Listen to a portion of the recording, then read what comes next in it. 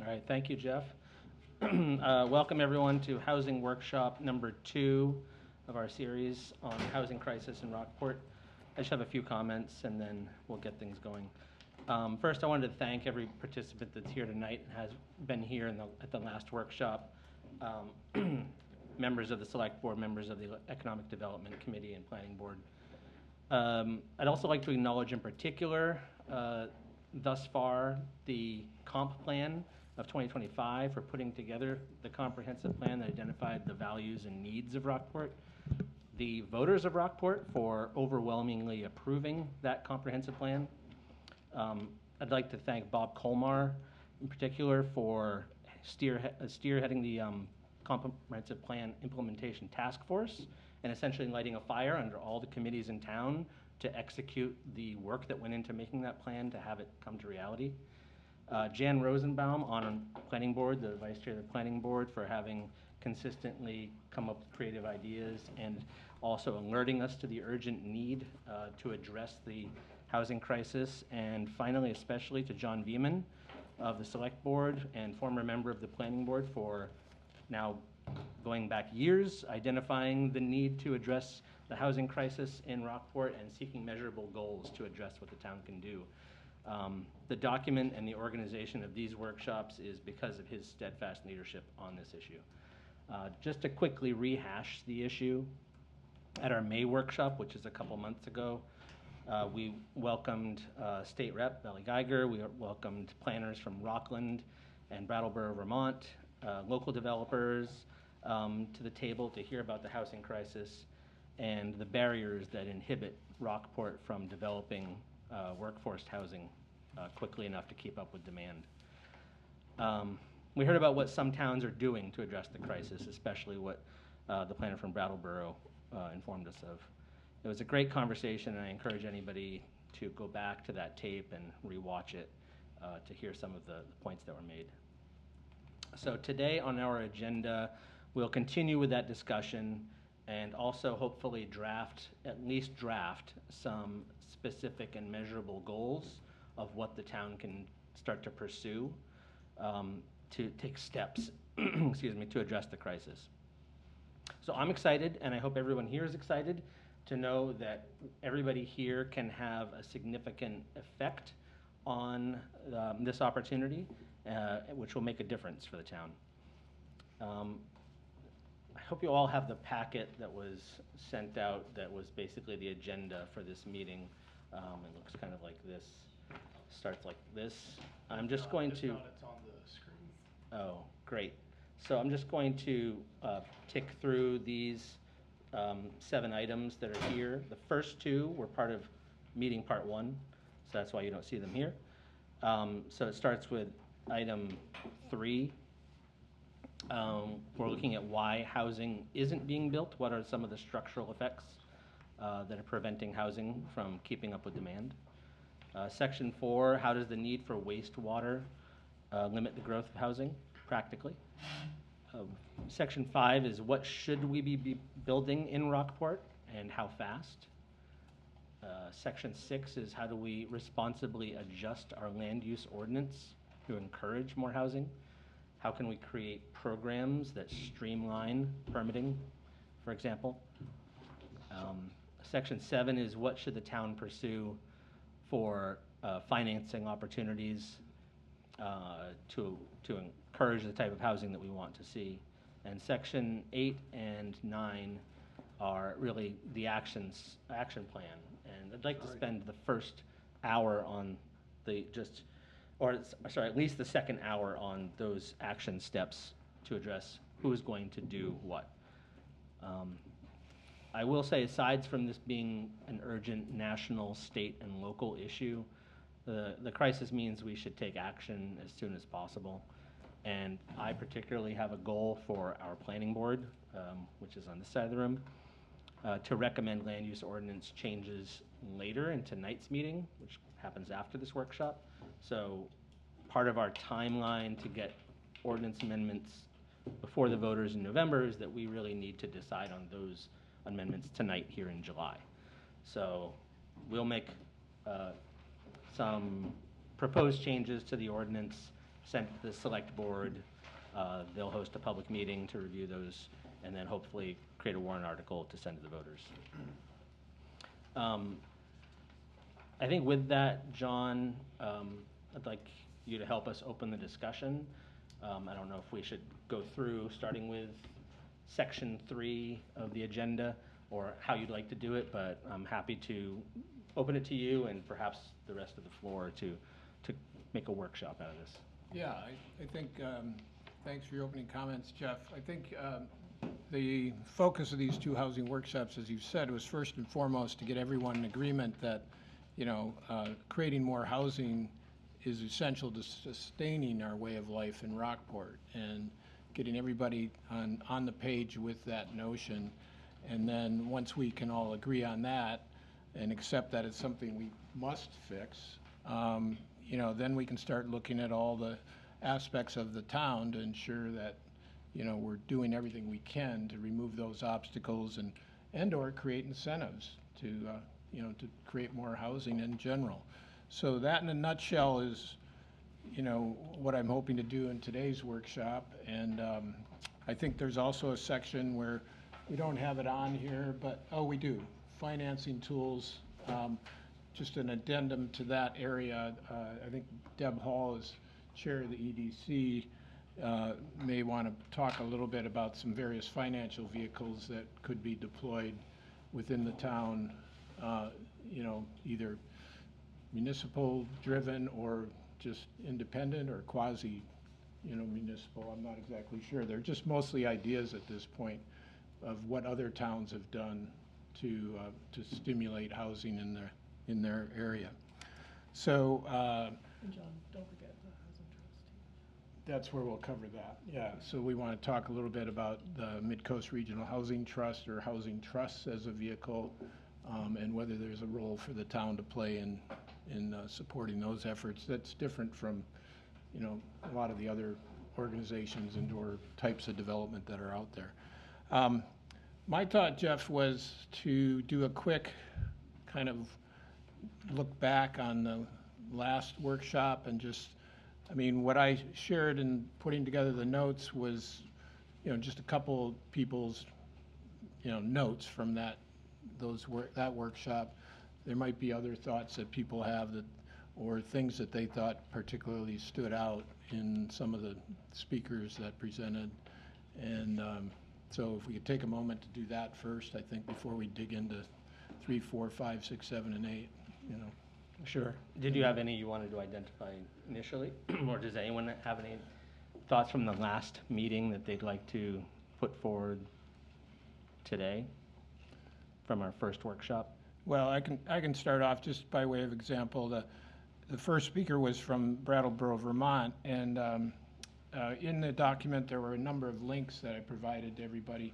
They've got a great, there's another example of a town. There's plenty of them out there, but that one in particular, their housing plan that they developed and they've been implementing to great success is particularly instructive. I mean, you could almost do a search and replace in terms of what their issues were and put, you know, Rockport in place of Brattleboro almost, and create a housing plan for Rockport right there. But so I'd encourage everybody, there's a number of links in many of the emails I've been sending out, to just take a moment if you can and kick around there. I think one of the outcomes that I hope we'll get to is to actually create a formal housing plan for Rockport as a result of our workshops and all the other work we're doing. So generally the idea is to get this whole effort synchronized within the town, and I'm glad you highlighted the work Bob's been doing on the implementation task force for the comp plan, because, you know, that's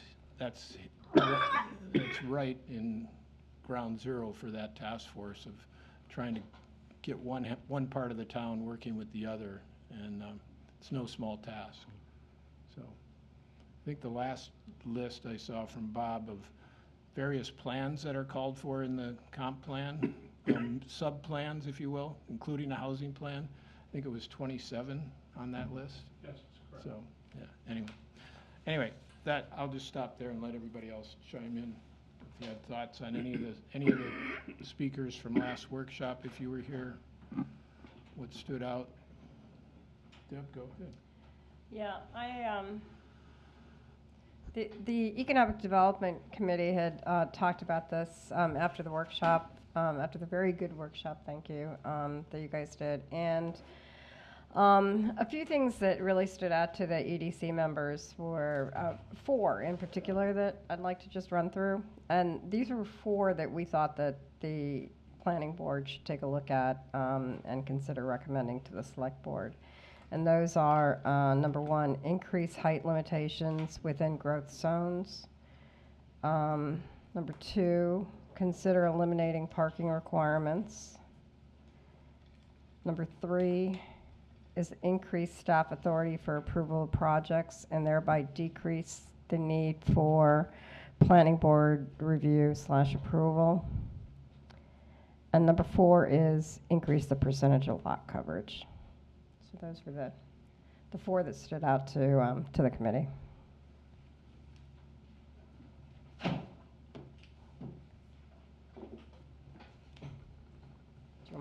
Did you get them, or you want me to run No, down No, again? I've got those down, and I'm glad you said those. Those are at least 3 out of 4 things we plan on looking Great. at tonight.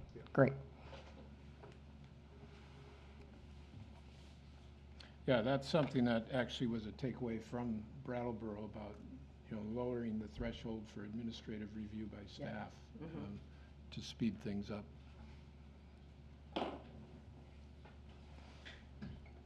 Okay. It's your meeting, Jeff. Go ahead. Welcome to comments. I mean, I think we're still members of the planning board. Anybody takeaways from the first workshop that you think were particularly salient that we should take action on? Or did Deb give away the best ones? I just got the mic, so I just wanted to make a comment, because I think these are the 4 that Deb identified. That's what we were also hearing from the developers, were things that were getting in their way and slowing down their ability to get these projects done, which is critical to their ability to make these projects happen. Yeah. Not all of you stuck around for the planning board meeting, which is common that people don't. But Don't know what you're missing.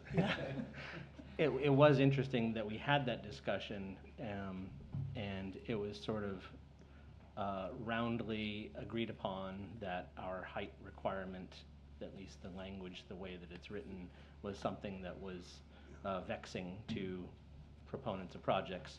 And then we ran into that very issue with an application that one of our developer panelists was having trouble with. So it's become clearer as we've gone on that the language in our ordinance does matter. And keeping things simpler also is part of that reducing regulatory review, because it means perhaps 1 fewer meeting with Orion, perhaps it means 1 fewer time that it needs to come before us, it means less time spent with an engineer or architect to wring your hands about what does it mean, like can we do this, can we not do this. So those kinds of uncertainties are things that hopefully we can address little by little as time goes by, but I would think even, a distant future comprehensive plan goal may be an overhaul of the land use ordinance altogether, because I think Orion's been well aware of the legacy information that's in there, and I know Valley brought up that the Rockland reflection on their ordinance, there were so many things in there that were basically, this is going against development, this is trying to hold back things, this is trying to prevent housing development. There are so many things in there trying to keep development of housing from happening, and I think we still have at least the legacy tarnishments of whatever in our ordinance that are trying to control what style or what nature of things can be built in town. And I think now we're sort of on the opposite end of that, which is like we need to welcome whatever can come here that's beneficial to the community. So that's my takeaway. Go ahead, Shane. Yeah, I have to agree with everything that's been said. However, I think that the recommends that are coming to the floor right away are the low-hanging fruit, the things that it is absolutely the easiest to deal with, and that the more difficult problems, which are listed here very well in these 4 comments on the next page of why housing isn't being built, I think that they really are going to require a very significant change of mindset in the town and in the community for the future, for how we build it, where we build it, and what we build. And I'm not going to get into anything right now. Things will come up as they come up. But part of my goal, I would guess, for the next couple of months is to make the town, the select board, the planning board understand that my belief is that some of these things are so much a part of our system that we are going to require the concentrated efforts of a small task force for some time to rethink the possibilities of how we go about and how we have been doing things in the past in these 4 areas.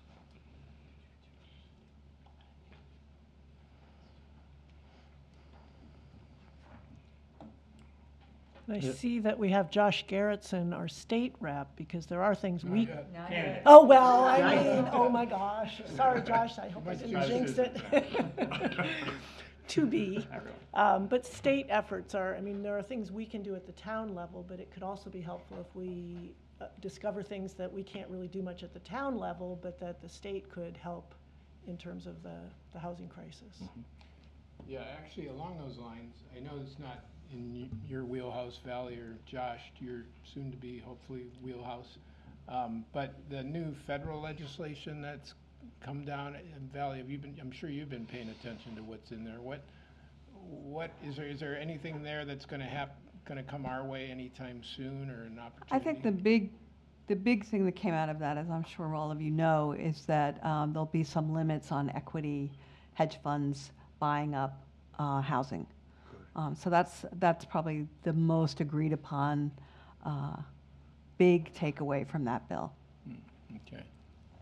But as far as new financing vehicles or any federal programs that are gonna, I have not read anything coming out that's going to make a huge difference in terms of HUD or Section 8 or increased monies available so far. okay. So we're looking at 2 years of rulemaking, you know. It's gonna be a while.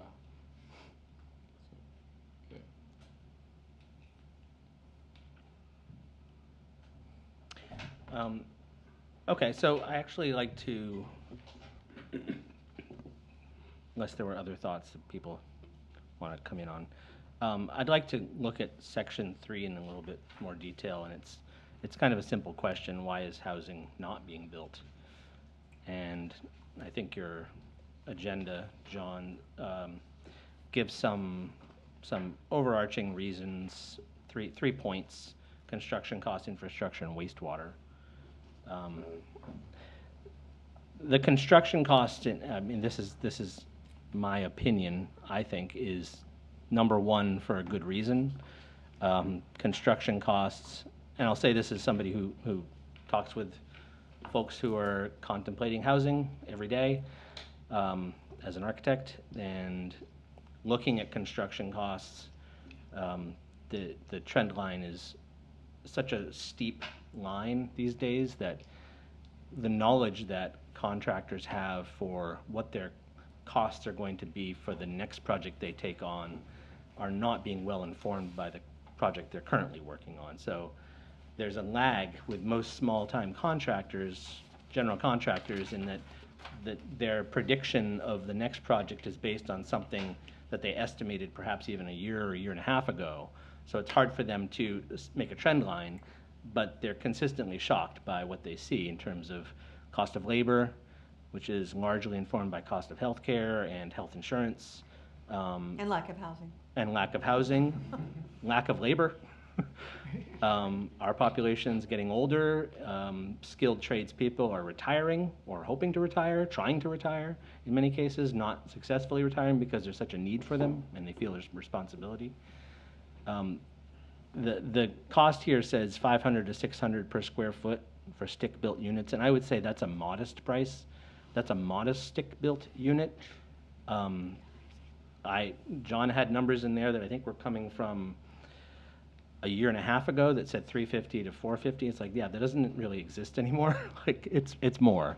And that's, I think, for single-family stick-built homes, unattainable as far as what we're looking at for workforce housing. So that represents what you might have thought of something built in West Rockport 20 years ago for a house that is going to be built now for that size home. It might be 1.5 to $2 million, not even this number that's 600 to 720, because that's a very modestly sized 1,200 square foot home with no garage, no amenities. So to me, construction costs, and I don't think that's something we can address, but I think the financing portion of it, the programs to help housing happen, multifamily housing is a way of having it come in. Factory-built housing, Rick, I know you might want to make a point on to similar effect. I would. Go ahead. You know, we're all talking about stick-built houses. And it come up in a conversation some time ago, that if the town had put together ways of building things, what kind of modular companies, so there could be in one or two sheets, something that could be on the website. If you're thinking of building, you know, here's a stick-built alternative, here's modular, and if you're doing modular, here's a dozen different factories that offer very great flexibility into the design. So some people don't know where to go to get the information, and if there's a place on the town website where you could say, if you have a piece of land and you're thinking of building, here are some options for you. And you give them some websites, you know, you give them some history, some pricing perhaps. Yep. And I think that's a huge help. You know, that way they don't have to figure it out on their own. You know, we're actually giving them some leads. Yeah, I mean, bringing the cost of construction down, building the same thing we've been building in the Mid-Coast area at reasonable prices seems to be kind of a folly at this point, that to think that we can just keep building the same way, I think is my takeaway. I mean, the labor that I understand is going to want to maximize their schedule and their profit, and so often they're going to go to somebody who's going to be a safe bet, and often those clients are people who do not live here year-round, or who may be retired and are building a retirement home, so they've got a nest that they're creating, and they've got a bank account which is funding it, and they see it as their last big purchase. And that's a lot of where I'm seeing construction efforts go into these days, and that doesn't really benefit workforce housing as we're trying to look at it today. So, other points that we want to make on cost of construction. Infrastructure was number 2. I think, infrastructure and wastewater. I mean, wastewater is a type of infrastructure, but those are things we've talked about sort of ad nauseum in our previous planning board workshops, where it's, unless you have sewer going to these sites that are available for development, the startup cost is too large to overcome that, to make it something that's affordable. So I don't know if that's something we on the planning board can do something about, but I'm sure it's something that we as a town can do something about to encourage greater permeation of infrastructure in town. Well, Jeff, the planning board's role there would be to look where we do have wastewater and see if there isn't, you know, are there obstacles to adding more housing units where we have wastewater? Is there density issues, you know, that kind of thing. Right. Setbacks, you know. So, go on, I don't mean to interject. And I would welcome anyone's interruption. This is a workshop, so it should be a conversation, so Yeah. feel free to jump in. Wastewater is, water is also part of that. High-speed internet, Denise has been working for years and years on high-speed internet permeation through the town. Getting there. And then just basic things like having a road that goes into the parts of town which are within our development growth district, but really are perhaps maybe even half a mile away from it. So there may be lots that aren't necessarily landlocked, or road locked, but are so distant, but part of what we'd like to see as part of our growth zone. Jeff? Yeah, go ahead, Jen. Yeah, when I think of infrastructure, that's where we seem to go first is wastewater. But I was also thinking about transportation, and where we put things. I noticed when I was going through the land use ordinance this time, that where we allow nursing homes to be built is very, very restricted to particular zones, to a couple particular zones. We're going to be getting we have an aging population. I know that right now in this area, the largest cohort is about to become the over 85s. And so needs for more nursing homes will be there. I think we may want to look at our holy cow shoreland zoning to allow more density in those areas, duplex housing, small senior units, things like that. Infrastructure, people are not going to be driving. We're not going to be getting bus lines. We're not setting up a subway. But I was just noticed in a town that was going through that there was an ad on the wall for neighbor-to-neighbor ride service that you didn't have to if you didn't have a driver's license. And I've got several friends now who have, for one reason or another, given up driving. And the ones that have live-in help seem to be doing a lot better than the ones that don't have live-in help. So none of us have live-in children any longer. And so neighbor-to-neighbor services, things that maintain independence of the elderly is also part of the infrastructure that we need to think of. Again, so I'm thinking that we need a reevaluation from the ground up of how we live and how we live together for the future. One of my points, I think that in this discussion, I think we need a sort of a concerns section as well, like this sort of thing, like transportation. Other ones in terms of the town dump. You know, we don't have trash pickup. We have to go to the dump, or we can hire trash pickup. The dump is sometimes takes forever to get to deal with, and not that it's sort of like. Anyway, I'm not trying to prioritize that, just sort of pointing out that infrastructure is wide, right? So there's the marina, for example. We have more people. What is the sort of effects on that in terms of moorings, in terms of that sort of thing?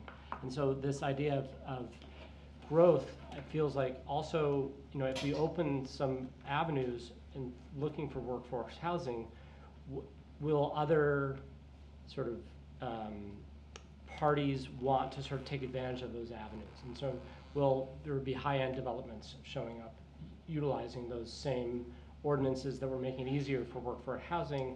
Will all of a sudden, you know, looking at the growth map, will big stretches of, use my road, for example, Beach Hill Road be covered in developments? So that's sort of thinking about concerns where wanting workforce housing, dealing with the housing problem, but what are the ramifications as it ripples out? And I think that's it. When we develop our ordinance language, we need to really think about that sort of stuff. One thing that you brought up, Jan, was nursing homes availability and an aging population. I mean, I don't know this, but only anecdotally that, you know, folks that grew up in Rockport or grew up, you know, where I grew up the coast a ways, will stay in their homes as long as they possibly can, because it's their home. That's what they built for. That's where they're raised children, raised a family. Oftentimes, you know, the home is larger than they need. They can't keep up with the home. But if there's no place that they can afford to go, that's where they stay. And I think that's sort of, you know, something we should at least not try to discourage, is the ability for people to live in a safe place where they can be watched for health issues, but it would also offer up what's a much larger home to a new family, perhaps. So I think that transition of providing homes for the elderly is actually a key part of this. Yeah, I'm also thinking about not just building new homes, but rehabbing existing properties. And some of it is gonna be properties that are too large for the family that remains. Maybe they could be apartmentized to not only save the building, keep the people in their home, but let them make a little money off of it. So there are more than one way to skin a cat here, and we keep coming back to, well, stick-built housing is $500 a square foot. Well, stick-built housing is 700 or 800 years old now. It's time that we thought that over as to how we do that. And so I think we need to butt heads against our traditions to understand where those traditions are only keeping blinders on us. We don't see other possibilities unless we really sit down and rethink it, lots of these things right from the ground up as to how we can do things.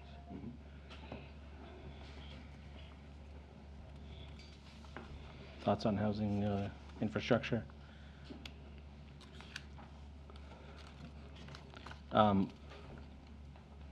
Wastewater. I looked at, just some very cursory information that I've access to, and like, if you want to build a house, say you're building any kind of house, and it's not on the sewer line, you need to have at least a half an acre of land per housing unit. You need to dig a test pit, get somebody to dig a test pit, have a soil analysis done, have a site evaluation done by a licensed site evaluator, have earthwork done to install a private septic system. Altogether, that can add up to perhaps over $50,000 of startup cost, and you may be building on a lot that was larger than you actually needed for what you need. So that $50,000 should be seen as the premium, and the half-acre lot should be seen as the premium before you can even get to what you can afford for a home or where the home can be. So the septic system sort of limitation is not something we impose in our land use ordinance. That's a state law of minimum lot size, and the site actually has to percolate to provide the septic system as well. A public wastewater system would eliminate that. John already mentioned building or encouraging development through our ordinance on the existing sewer lines. I don't think that's enough. I haven't studied the issues of wastewater, and I know it's been talked a lot about in the town. I don't think that that's enough just to say, well, encourage it where the sewer line exists. I think we need more sewer line access, because generally in our growth district, that's where the land is the most expensive. Yeah, I wasn't suggesting that we stop there, Jeff. No, I'm good. just saying that. I wasn't suggesting you were suggesting either. That was so. his point, but I know Orion has been working on some maps. Orion, can you put one of them up to show everybody where the wastewater system currently is? We also had an idea kicking around in this section, and Jan's done some research on it, on alternatives to a traditional leach field system, so-called packaged plant. Yeah, And it's been mentioned, I think, before in other meetings. It's like a Fuji system. Fuji is the company that makes it in Japan. And I don't know, did you want to describe that kind of proposal you were thinking of? Like what would this alternative be? It's every man's wastewater treatment plant. It's a small unit that can handle a given number of gallons of flow. So you may put in one unit for a 10 building subdivision, for example. It's unlikely that it's going to be a one-to-one thing, but more a neighborhood kind of thing. And they can reduce in a fairly small area for a fairly reasonable price in annual maintenance, can eliminate the need for sewers and can make outflow that is practically potable, or less potable, depending on what your situation is and what the leach field area would go. But what's being brought back into the land is much cleaner, much less polluted than what goes down through the waste system. We have enough contention among the communities here on a good day. We don't need to add in fights over wastewater capabilities and who pays for sewers and who does this. And sewers only last for so long. Camden is now seeing, it won't be long before Rockport and Rockland are seeing more and more leakage from 100-year-old sewers, more and more lead pipes that need to be dug up, all of those kinds of things. So there are alternatives. If we are increasing density, one way to increase density is by using packaged wastewater plants. There are a number of technologies, there's a number of companies that do this, but we need to, as much research as I've tried to do, you need to sit down face to face with these engineers and these people who build these plants and really get a sense of understanding it. We need to be able to recommend to builders and recommend to people, here are 5 companies that work in our area for whom we have done inspections. We think that they're legitimate companies and so forth. And it's just part of the rethinking of how we do things. Not everybody is going to get hooked to a sewer. A sewer is $1.5 million a mile. It's a large amount of money. Right, but if we are going to put in additional sewer, you know, it's a pretty simple, as you've shown, you know, as we've shown in the document, Jen, which you created actually, the difference between package, you know, just this is just ballparking. These aren't hard figures by any stretch, but you know, there's some simple formula to decide for the town. There's a break-even point. Exactly. To look at. So while we've got this map, I don't know if everybody can see it that well, so I'll just highlight. This is Route 90 and Route 1, just to get everybody, you know, situated here. Route 1 to Camden, Route 1 to Rockland. Right now we have sewer. This actually doesn't show Glen Cove. Oh, there it is. It's coming in now. So that here's the Rockport line right there, and we've got sewer pretty much all the way here and here. Picks up Samoset, goes all the way down Route 1, picks up the hospital, picks up everything coming up Route 1. Where am I now? Ryan, come out a little bit. There you go. Okay, and then we're doing some, this is Pascal Avenue and Route 1. We're doing currently, John, we're filling in, and Ryan, we're filling in from Pascal down to where the new Habitat project is currently going to be. And that's already been approved by voters, so we're adding sewer here. But the lion's share of all the sewer is right here in the village area, essentially, and across the Goose River Bridge out. This is Beauchamp Point picking up here, right? Yes. Where things are most affordable. Yeah. And so then there's a stretch down here. As you come out Route 1, you go all the way, this goes, we don't, how do we pick up the Country Inn into Rockport here? Country Inn Oh, is that's here. right there. It just Okay. goes straight to Camden. Yep. So there's a gap here still. And over here is the Midco Solid Waste, right? Aren't they somewhere in this section? Midco Solid Waste is here. Over here, okay. All right, but what I wanted to point out really is this stretch here on Route 90, Orion. You can, yeah. All right, so this is Route 1 and Route 90. We've got it going down to the high school and a little bit beyond. What's interesting is finally, after years, we're finally seeing some activity right in here. This is actually Caleb, your project is right here. This is a project that just got approved for 24 units, rental units. Midcoast Regional Housing Trust has this parcel here. They've already got 9 units that they're, I guess, planning to build. They haven't been before the select board yet. They're working on one unit will be rented this fall, and then the other. Yeah, so one is just renovating the house and turning it into a rental unit, but they have plans to do this.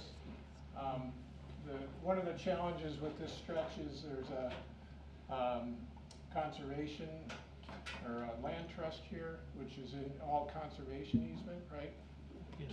Yeah, that's Erickson Field. Erickson's Field, so that's not, you know, we can't do anything with that, but it makes a great, you know, a great anchor to encourage housing around it. So what we've got right now is this whole stretch right here that seems like an opportunity zone for us to focus on. And, you know, there's nothing to say that we couldn't begin to look further down. I know there are some plans in the works. Where is Route 90 and 17? Right here? Down here. Down here. So it would take quite a bit to get from here to here to pick up, you know, essentially what's considered West Rockport Village, I guess. What do you call it? Close enough. You've got them trained up. Richard's Dream down here, which he's been working on for like 30 years, I guess, right? So anyway, that's just a quick overview to give everybody a sense of what we've got in terms of existing opportunities. And that overlay, do you have the growth zone overlay? That's Ryan? the green. I'll back out. Right, so growth zones, which are areas that we've marked for where we want to encourage activity and housing, business, economic development, everything pretty much, is a very large area, but it basically kind of follows Route 1 and Route 90 and picks up all the village, of course, most of the village. And so if you're a Rockport resident and you're concerned about Rockport changing too quickly, what kinds of things would be allowed here in the growth zone that may cause some long-term residents to feel like it's becoming something that hasn't been? Like, what kinds of growth then are we allowing that? Yeah, there's certain things we don't Maybe out allow, of which character. I know you guys are real familiar with, The- which is big box stores and Right. strip malls and that sort of thing. I don't foresee that, you know, getting past the ordinance at this point. Ryan might be better equipped to answer Yeah. some of that question. I agree with you there. So far still, and through the comp plan process, the big box stores are a no-go. Yeah. But you know, in terms of housing, the development size and density, we've had pretty good conversations. Everybody's been kind of open to it. And so far, we haven't found a development example that people haven't been interested in, other than like the cookie cutter big subdivision swaths, which, I mean, Maine, I don't think would be susceptible to right now. So that would be the only thing, which, I mean, the size of that development, I don't see coming to Rockport or Maine anytime soon. I know that traffic has been something that people have been concerned with Yeah, as we start to develop more. yeah.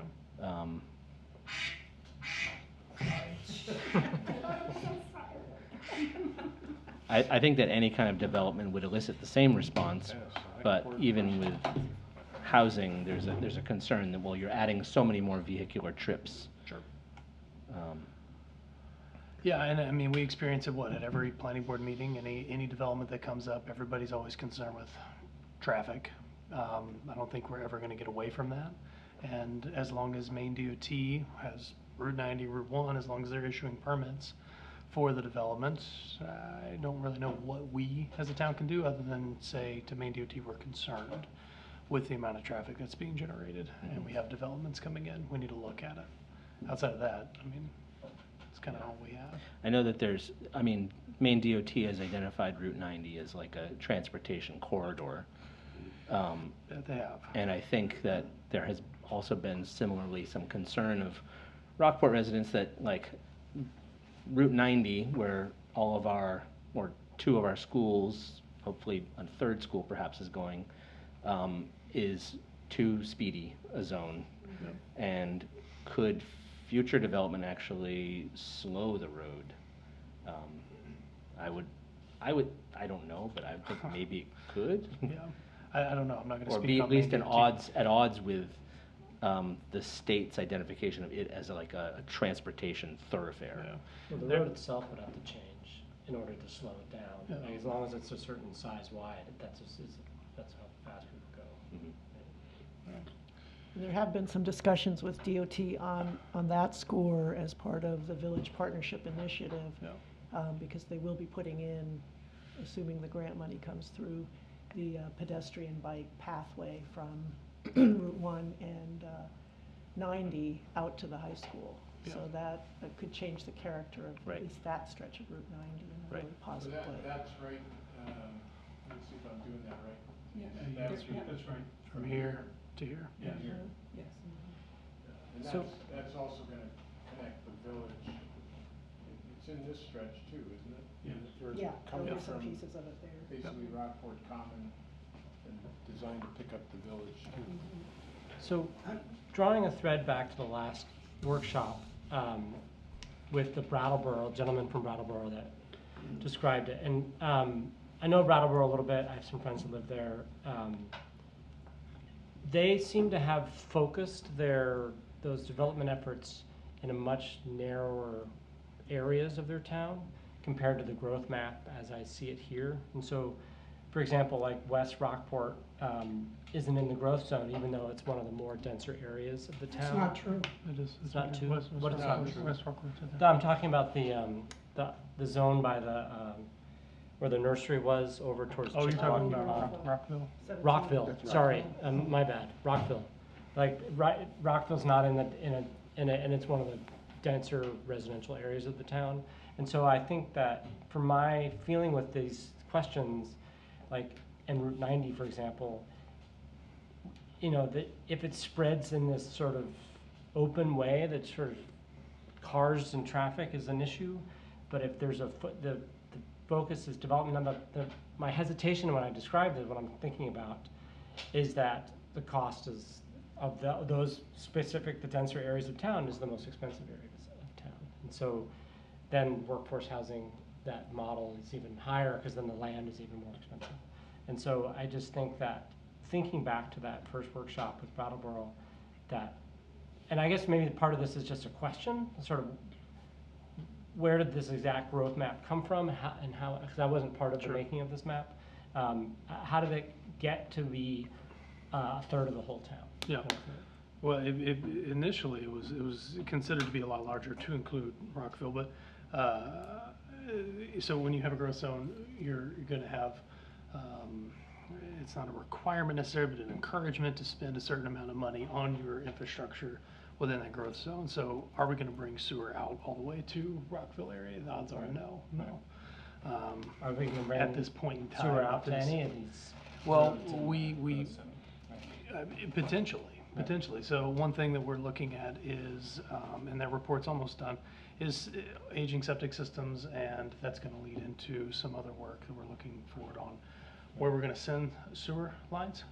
So when you have like a 30-year-old septic system, you need to either replace it, or if we have enough that warrant the expansion, then a recommendation to do an extension out there. So the reason why it looks the way it looks is, one, zoning, where it currently is, and then kind of going back on historical context of why growth happened the way it did, and then led into the map that it is today. But the Rockville area was excluded for just, in the next 10 years, the likelihood of us getting sewer out to there is not very high. That doesn't mean that the next comprehensive plan it isn't included in a growth zone, but for right now, the focus is not there. So wastewater. I might mention that in West Rockport, the traditional village district, which has its own zoning, Yep. 3,000 square foot lots are permitted, and 60% lot coverage. So, you know, there's an incentive from the zoning point of view, but there are some missing elements that Right. made it more difficult to start.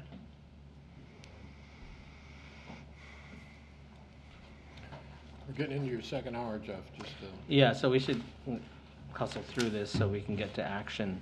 I just want to look at section 5, which is what Rockport should build.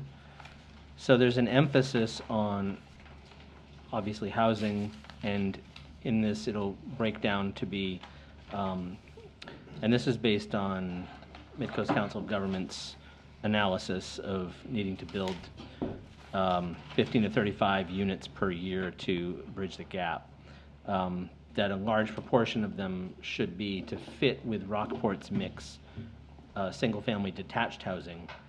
And I think that the larger thing, though, is that they be at the area median income or less, but somewhere around that to make sure that they're affordable. I think that's our thumb on the scale. Small multifamily and larger multifamily sort of diminish, so that doesn't mean that they shouldn't be encouraged, but there's less emphasis on them in the mix that's being proposed, because those tend to be renter occupied rather than owner occupied. So a total unit count of 200 units by 2030. So that's what their analysis shows what we should build. I think there might be another way of looking at this is, as a town, what we want to see be the outcome that we should encourage, what we should perhaps neither encourage or discourage, and then what we should actually discourage in housing.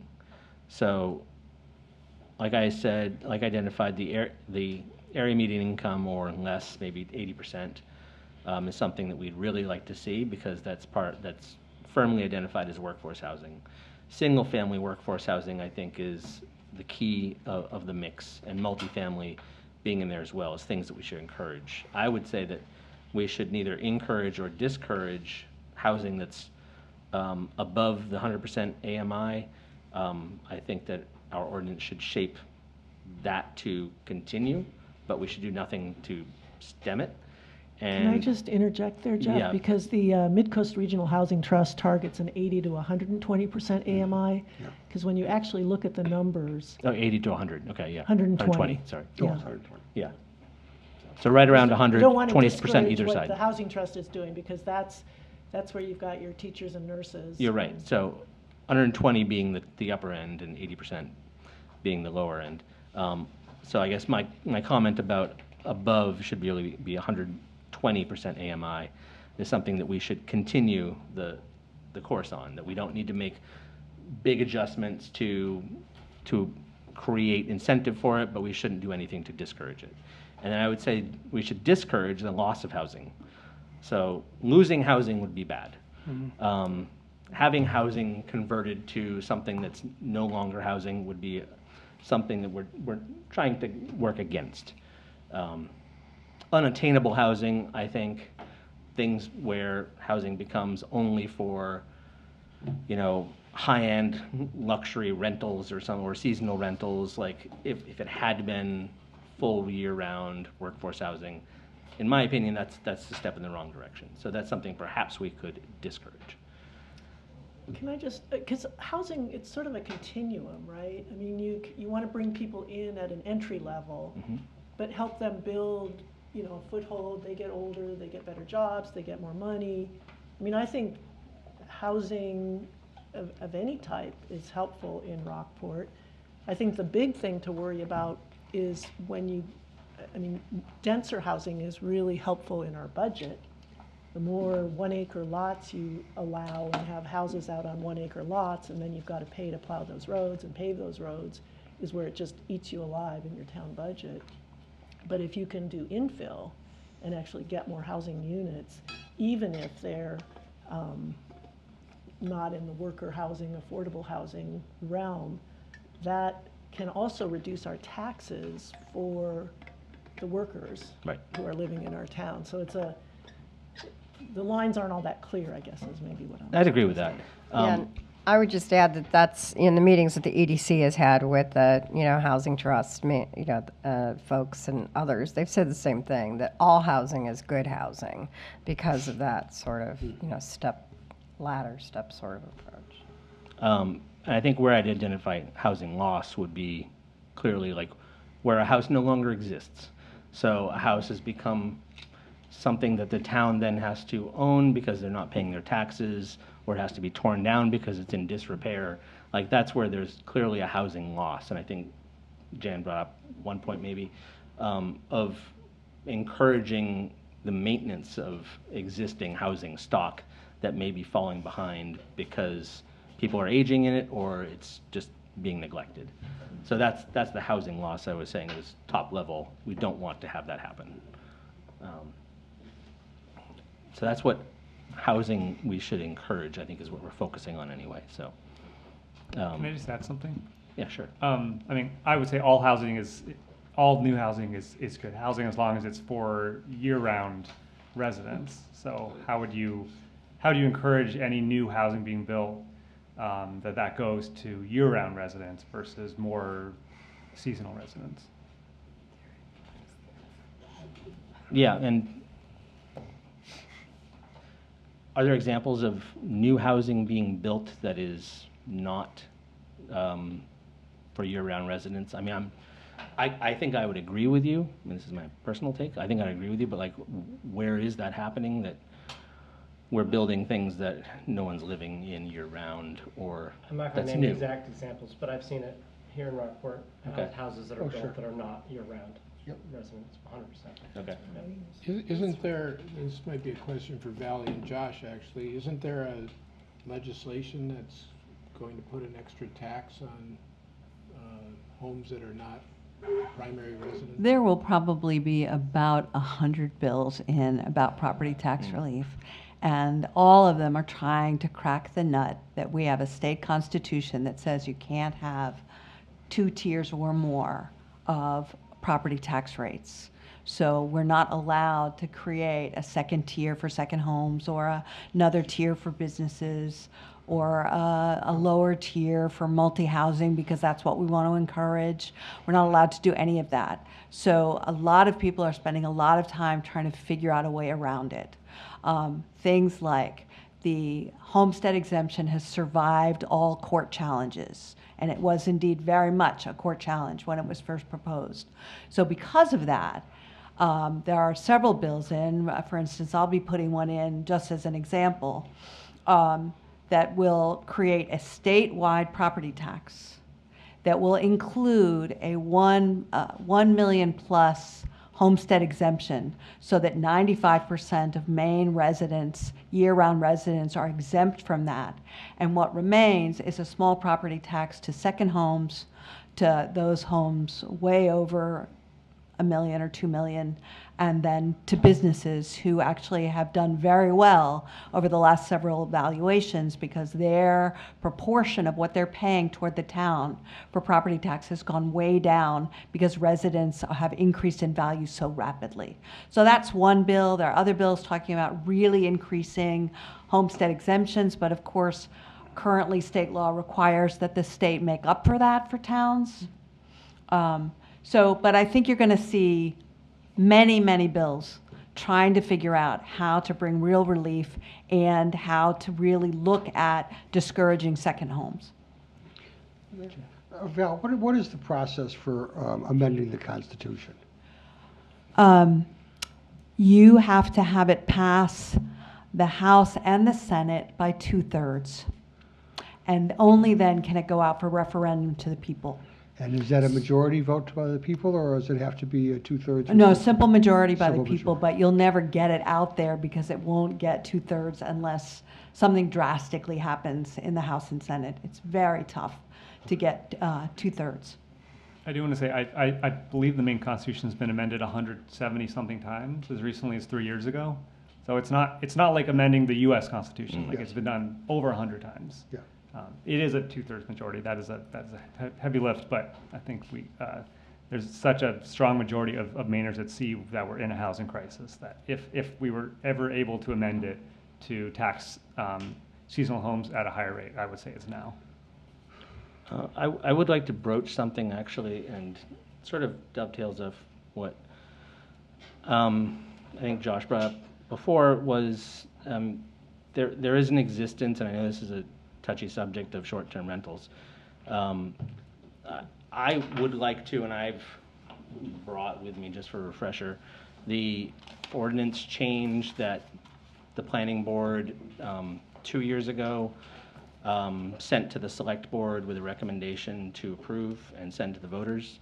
It was tabled in 2024 and never really discussed at a select board meeting and never really discussed in the town level. I would like to re-propose that, and we as the planning board can talk later about that. I would like to re-propose that be brought up by the select board.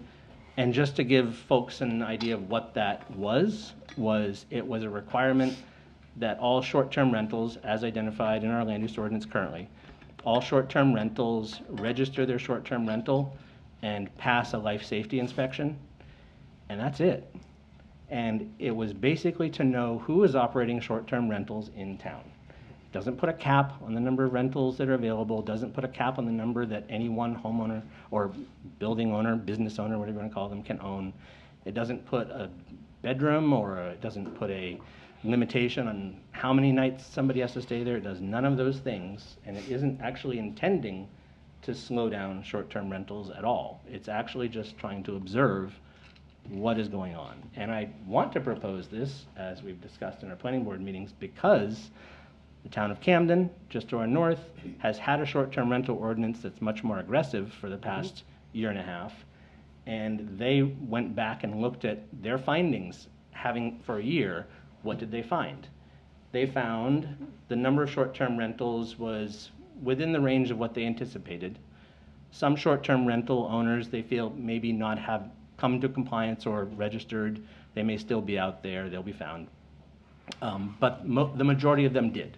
And they did register, followed what the ordinance said, and some people chose not to register that had been operating and say, you know what, I'm just gonna return this to workforce housing or a typical rental as it had been many years ago, which I think is a good thing, but that's beside the point. What they also found was there were life safety violations. There were people living in basements temporarily in short-term rentals that did not have means of egress. They were living in bedrooms that didn't have large enough windows that qualified as egress openings. There were septic violations where there were too many people staying in a home than the septic system could support, the private septic system. There were even septic failures when they looked at it. There was at least one leach field that had failed and was dumping sewage in the backyard of that homeowner. So that was something that needed to be corrected that would not have been identified were it not for that ordinance, to have a registration and to have an inspection. And I think that's something that would benefit Rockport to at least have the data going forward to understand what's happening with short-term rentals in town, so that we're not having a discussion where it's like, I think it's a problem, I think there are too many, I think there are these, and it's like, look, they've all passed the safety inspection, they've all been registered with the town, we know where they are, they're operating legally. If at some point somebody wants to talk about it in terms of other kinds of regulation, that's up to them, but I think having that awareness, having that knowledge is something we'll know vis-a-vis this housing discussion. Is it something that is a concern? Right now, we don't know. We don't know if short-term rentals are impacting or how much they may be impacting our ability to house the workforce. So that's my 2 cents. I'd like it if the select board could take that up as a recommended ordinance. We, I think, want to recommend it again. I think all of us feel that way, Jeff. Yeah. And every surrounding community has some sort of, I don't want to call it regulation, or guideline. Whether it be, you mentioned Camden, but it's Rockland, Thomaston, Warren, I mean. Belfast. Yeah, we're about the only one in this area that does not have anything, so. And it's not, I think, what a lot of people were scared by in 2020 and 2021, which was a more fulsome ordinance. Not saying whether I disagreed or agreed with what was in it, but that was something that was attempting to address all parts of what short-term rentals do. This is really just like register and inspect. No, I take issue with that. I was on the select board with Denise at the time, and we drafted that short-term rental, and all it did was it did the exact same things that you just said. it was really aimed at getting a handle on what we had. Also, life, health, safety inspections as well. And it put a moratorium for just a period on new short-term rentals, just so that we could get our arms around the issue. That's all it did. I think that was referring to the draft that had gone out prior to, where you were just basically saying, these are all the things that we could put out there, that you had a public meeting and everyone was they were reading into it more than you would even put into it, because they were It afraid was of sort it. of a year-long iterative Right. process. It was Listening to iterative, Public correct. comment, adjusting the regulations in light of the public comment. It also tried to draw a pretty clear line between owner-occupied I would add that short-term rentals. short-term and- rental law grandfathered all the existing, short-term rentals in Is the town. that Dominic? That is Dominic. Say that again, Dominic? Yeah, that draft of the short-term rental law grandfathered all of the existing short-term rentals in the town. So, it was only going to, The you know, 2021. what's that? You're talking about the 2021 that was voted on? Yeah. That was It was never voted on. We withdrew Yeah, it was a it. non-binding. It was a non-binding item. It never went to the town voters no town voter has ever voted on a short-term rental ordinance in this But town. they voted in the abstract on whether or not. They voted on whether you should study it. Right. whether you should study it. Whether we should do it. No, whether we should pursue. Yeah. Pursue it. I mean, my point was Pursue that Question, that it was particular on- draft, And it was a resounding no. exempted existing short-term rentals. It seemed really short-sighted, for people to be concerned about it, since if they were concerned about their livelihoods from making money off of their existing short-term rentals, like it wasn't going to affect them, Right. So, So, And I if think I it's just could, an- I think we're getting a little off topic here and we're getting down a rabbit hole. And I don't think it's gonna serve the greater good here of what we're trying to do to get into this whole conversation. I think the planning board can propose it on their own and have it be a separate issue, but I really am concerned about how it could derail everything that, I know we've got a long list of action items, and I like the energy we've got going right now, so if you guys can, go back Let's get back to it. Welcome to it. Right, we're happy to. I'd like to just I'm not expressing an opinion pro or con, by the way, I'm just saying this meeting was about something else. Yeah, and I'd like to back up Jeff on this, and that it feels to me like it is a housing discussion. It is a workforce housing discussion to know how many houses are in the town that are not at all available for long-term living, or rentals or whatever. So I do think it is a housing discussion, but I agree that we need to talk about it. So, again, I don't want to just shut it down, but I think we got a lot of work to get through, and we could go a long time on that topic. So the next section was regulatory and zoning reforms, and I think Jan perhaps rightly identified this is like the low-hanging fruit. Yeah. Well, it's the sort of simplest because there's a one-to-one. It's like, we want to change something, there's actually some cases just a It's number. really visible. Change a number, Yeah. change a word, Yeah. and it changes Yeah, something. yeah. And the ones that Deb, you brought up were lot size, density, or lot coverage, building height, parking requirements, spaces. staff authority to review, lot coverage, I said. I think those are the four. Yep. We also had in here allowed uses, setback changing, and packaged wastewater. And there was one thing which was, I think, another one of Jan's research items, which was pre-approved house plans, and it was something that was brought up. If I can say something about that? Sure. Happily, that federal housing bill that just passed includes a provision for communities to get grants on creating what are called pattern books. Oh, good. Pre-approved plans. Oh, good. That's great. Yeah. That was one of the, Jeff, you might want to talk a little bit about some of the issues that, you see as an architect around that whole concept for us, and maybe Carter wants to jump in too. You want to just share it with the group? Well, I briefly? mean, pattern books have existed forever. I mean, they're some of the first houses in colonies were, Some of these houses, I'm sure, are from pattern books. yes, were from pattern books. And, I mean, I think they've always existed. I think the federal action on it makes them more welcome. Well, I guess the Federal Action Valley, just so I understand it, it's to provide funding for that? Yes, Yeah, provide that- grants to communities who want to develop a pattern book. Yeah, so that's where I wanted you to Right. focus, Jeff, is like, because we had some issues of, well, who's going to pay the royalty on using a plan? And Yeah, so- and, That's a 10-minute discussion. That's not hard. Don't let that get in your way. That's not hard. All right, moving on. Moving on. do you have anything you want to say about that? No, I think they're interesting, although as an architect, they're never built as they look in the book, and so there's work to get it into the building stage that is the work anyway, so it does shorten some things, but it always ends up kind of the same amount of work, it feels Yeah. like. So it is an interesting idea, and, you know. if I the- think where it could be Yeah. useful is Yeah. that my opinion here, stick-built housing is no longer viable for anyone but the most wealthy of us. And therefore, when we're looking at modulars, how do we develop pattern books of modular things that are purchasable in Maine from reputable companies that therefore don't have to go through a bunch of requirements by the town because you've already agreed to those patterns? I guess the place where I came from this, we talked about this a few months ago, was that the local regulation that would allow you to build a house on a piece of land, the smallest portion of that regulation is actually the permitting part of it.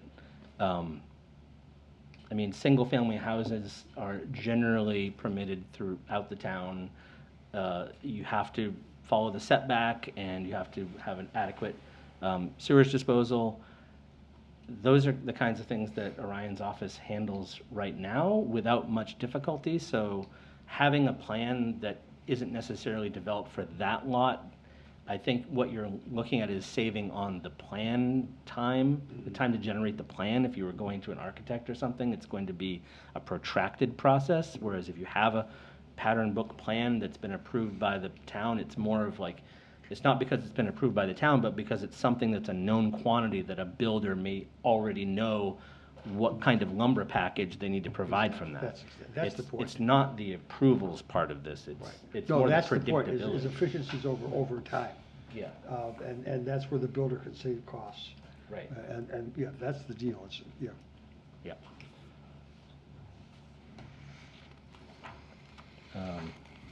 Okay, this, section 7 was financing tools for affordable housing. I will say frankly, this is out of my wheelhouse, so I'd be welcome to let anyone else talk about municipal financing, federal and state programs.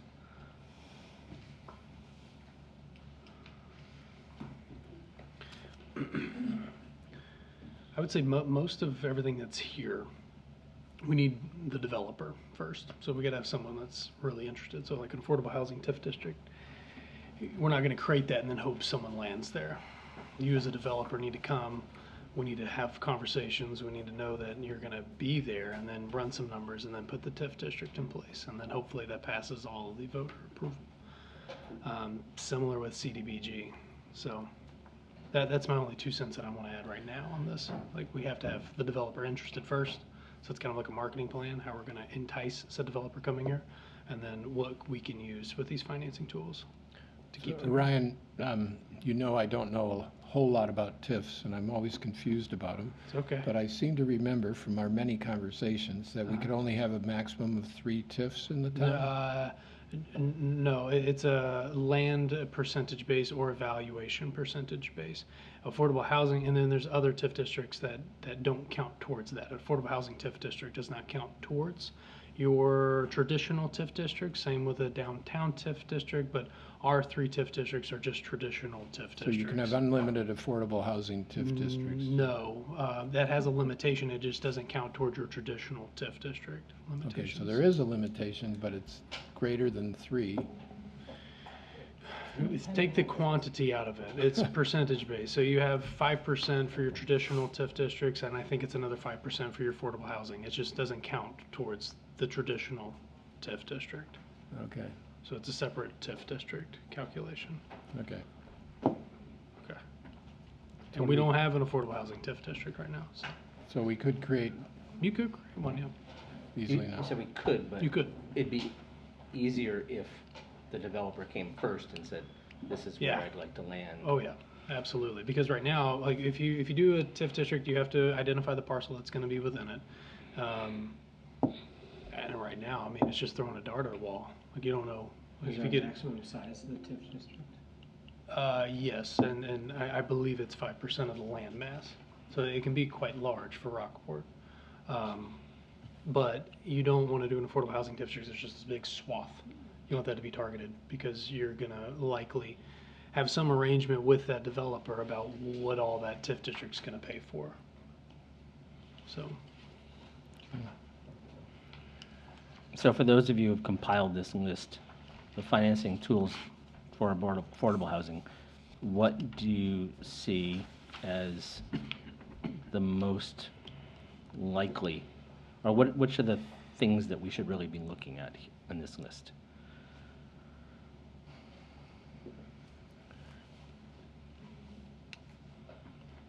Well, I think I would go to what's within our control. Right. The affordable housing TIF districts, obviously, but it's only if we get approached by, an opportunity. The next three, they're not really, then we get into sewer rate restructuring, which is something that sewer rate restructuring, which, is basically an idea to, from what I gather, to, it encompasses working with developers to incentivize them through different sewer rates. Is that how everybody else would read that? Yeah, I guess as it's written here. Yeah. Which would just be. And what would be some of the issues with that? Do we know enough about? Well, I just have obviously there'd be a concern from the other ratepayers. You're our most experienced wastewater Yeah, right. in the room, so. Well, just the equity of it all, if you're going to give somebody a better deal, that means that somebody else is going to get a worse deal, so we just have to figure that out. Just to play it out a little bit, and again, this is just ideas, we're not suggesting a course of action or anything, but I'm just trying to get a sense of the scope. But, so say a project came in and it was a project that seemed to be in the sweet spot of what a lot of people are feeling we need, which is workforce housing. Would we carve out something for that possibly as a way? I think the select board has previously opened up that possibility. Yeah. I mean, We'd have to balance, but if you're also talking about adding density to the sewer line, that benefits all of the sewer users to have more users on the same stretch of line, because most of our costs are fixed. So you could actually, again, do, what I like about some of the projects I see going on in the area of financing and incentives over in Rockland especially, is they've got this overriding principle, keeping it revenue neutral. And by that they mean having a very short horizon on the return of, some incentive that they've created that involves money. So if we saw a project coming in that fit the category of what we would consider workforce housing, and we could see within a two-year horizon, and Rockland's doing like 12-month horizon on this, but if through increased tax revenue, we could see basically getting that all back, and then some. See, that's the tricky thing though, right? Because the sewer is independent of the property tax, so. That's true. It's all, the sewer users all pay for the sewer costs and they have nothing to do with the property tax. But I think that's definitely something. So we would have to look at it in isolation then of like the impact on the overall. Right, if we could analyze the sort of fixed costs in the sewer system and now we would have more users on a stretch of the sewer. Which would You could theoretically. start to look at how it's actually, they're costing the system less money. Yeah. And you could maybe justify, that's important to the sewer to get more users, because that's been one of the problems with the Rockport sewer, is we don't have very many users. Yep. So I think it's something we could definitely explore. Okay. I'm not sure what else we might cover in that under that heading. Jeff, if you have thoughts, let me know. Public-private partnerships, I know Rockland's doing the partnership with Bangor Savings Bank, and a couple other communities in Maine are also doing that. I can't remember the other town or two, but that just seems like, it doesn't seem, I don't know, Valley, have you got any sense of whether that program is doing anything? It's just really getting going. Yeah, it's just getting going. They're And it just starting to sounded to me it advertise was it more and just asking like, more people to apply. they were just giving sort of a special rate for issuing a standard mortgage on an ADU, right? Right.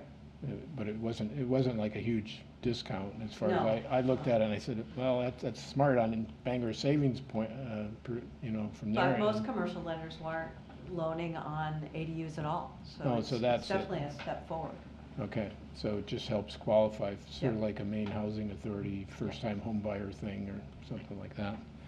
Okay. The second part of this financing tools was actually property tax policy. And there were several rows here in the table about how taxes can be shaped to encourage workforce or permanent residents to provide discounts.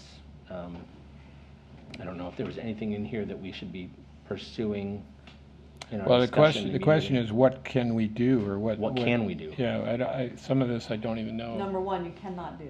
Yeah, okay. Yeah. Thank you, Valerie. Thank you. That's So unless it's exactly done what at we the need to state know. level, unless Yeah, the state again, allows. these are just, this is just wish list, free thinking, Yeah, and Josh is right, that we have never had such bipartisan agreement on the housing crisis. So if ever we were going to be able to get something out to referendum with a 2/3 vote, it is now. So certainly, there is a lot of focus in the legislature about creating multiple tier property tax And- rates. But it is currently against the Constitution and is not allowed. Yeah, but refresh my memory, the federal bill that just went through was like 90% in favor, both, it was almost The federal housing bill, yeah. federal housing bill, it had like both bipartisan support. Yeah. It was like, very few people opposed it. which was- Huh? Overwhelming. I mean, I Yeah. think it was a 2/3 majority at least in both houses. Yeah. Yeah. What's up, John? Oh, nothing, we're just chatting over here. Only one opposed it. Oh, okay. All right, so you want to just quickly John, go can I to? ask you a question? Oh, go, Jan. Anybody along the line of a sewer pays sewer tax whether they use the sewer or not. That is correct? Well, there's the debt fee, and then there's the user fee. Yeah, they don't pay to use So if any they're on the usage line fee. and aren't using it, they pay the debt fee. And if they're using it, they pay both debt fee and using fee. Is that a Rockport ordinance? It's very unique to Rockport, actually. Okay, then here's a suggestion. If we would encourage packaged wastewater treatment plants for affordable housing or workforce housing where we're putting in like apartments or a group of homes or something like that, we could work to figure out, and again, you have to sit down and do the math on it, but it might be the case that those residents would be paying less for their water to be treated than people that are on the sewer, which would make living in lower cost housing to a benefit. And all we would have to do would be to require, to figure out the payback period, and then to require builders to put in a packaged waste treatment plant for any construction of more than X number of dwelling units, and give them some kind of incentive, and the incentive being that because the rates for taking care of the wastewater in those buildings is less, the rentals could be less, or the cost of the housing could be less. So somehow, we can get the rebate back to the people that are gonna be living there, incentivize the developers, not violate the state law on changing property taxes, but finagle a savings for figuring out a way to save on wastewater costs. Well, couple thoughts I have on it. I'm sure Denise has a few thoughts on it too, but the amount that's the cost of the debt service per housing unit currently is Around 75 a 75 quarter. 75 a quarter. Mm-hmm. So over the course of a year, you're talking, what, $300 or something? No. Where you would save money is not from the, you would still have to pay the debt service, but you wouldn't be paying for the wastewater. You wouldn't have to hook up, you're saying? Don't have to hook up. Yeah, well, that gets into some interesting issues too, which we just, yeah, we'd have to, it would You have to do the numbers, yeah. we have to redo the ordinance too, because right now we're requiring anybody any new housing not on the system is required to hook up. Yeah, And but we're the people who do the ordinance. So I think can the do that. well, the you most don't do cost wastewater, saving, you don't do wastewater. the most cost saving in Do that have a lot. particular example would be to tie onto the sewer, because it's just, the line's already there. Yeah. And your example of a cost saving is, there's no sewer, therefore, that is an option. If the sewer's there, that's the most cost-effective approach, Regardless. regardless. Yeah, it'd be really Okay. hard to beat that price. But anyway, I like the spirit of what you're suggesting is. Yeah, but Orion's point is Okay. non-debatable. And I want to back that up too, is that I'd recently visited a project in Alabama that was using an Orenco system, which is somewhat similar, and it's this idea that it's like a sewage for multiple housings in one that has no need for dumping it in the river kind of thing. And so there's some opportunity, I think, for a development to have a system that is not on the wastewater, on our sewer system. There's issues, maintenance, continued, how do you who's responsible, that sort of thing. I mean, community, there's solutions to that, but it's something I definitely support that. Okay. John, I think we've come to the action plan section. Well, before we go there, I know Deb's been doing a bunch of work on a couple ideas that I thought would be worth sharing with the group. Well, I think. Involving some of it involves land, helping with the land acquisition, but I don't want to, Yeah, well, it's something that the EDC's been talking about for a while now and trying to get smarter about, and that is, possibly forming a municipal development corporation that would have the ability to own land, and that land could be leased or sold to developers and so forth. And there's certain benefits that would come about by having that be the case, as opposed to the town owning those parcels of land. When I was on the select board, we certainly did a couple of foreclosures, and we couldn't wait to get rid of the land from a liability standpoint to sell the property. But if we had that, we could have transferred that over to the municipal corporation theoretically. And I say theoretically, well, I'm a lawyer, this is not my area, and obviously the town, Phil Saucier has done this, and he's done it for a couple of other or a few other towns in the state that they've utilized. Some helpful people have done some research on things like workforce housing development corporations. I think there's a distinction between workforce housing development corporations and the thing that that we're talking about. Workforce housing development corporations aren't really recognized, I don't think, in Maine law. And they would just be a general non-for-profit entity, as I understand it. Whereas the Maine Development Corporation is more of an economic development corporation, which is recognized in Maine law, and can be set up by the voters. So it's sort of a one-time vote. And then you're not accepting property and going back to the voters every time you have to deal with property. It's kind of a one and done sort of approach as I understand it. And we want to get, more information about it with Phil, but another thing that Bob Colmar had done a little research and sent me a note on that I'm really intrigued about is the fact that, there could be information shared with, with residents along your line of the website, for information on some of the stuff that residents who might want to do sort of a remainder trust in their real estate where they could live on their property, and once they die, the property goes to this entity. But in the meantime, they can take a charitable deduction, as I understand it, which can benefit them while they're alive. So there are some tax benefits that can help residents who are philanthropic, community-minded, yet stay in their homes. So those are the kinds of things we're looking at. There's also, I don't know if everybody's aware of what's gone on with Rockland, where they got a $10 million bond approved specifically to support development of affordable housing. Yep. And it's got that condition on it. Yeah. And it actually passed twice with voter support, overwhelming support.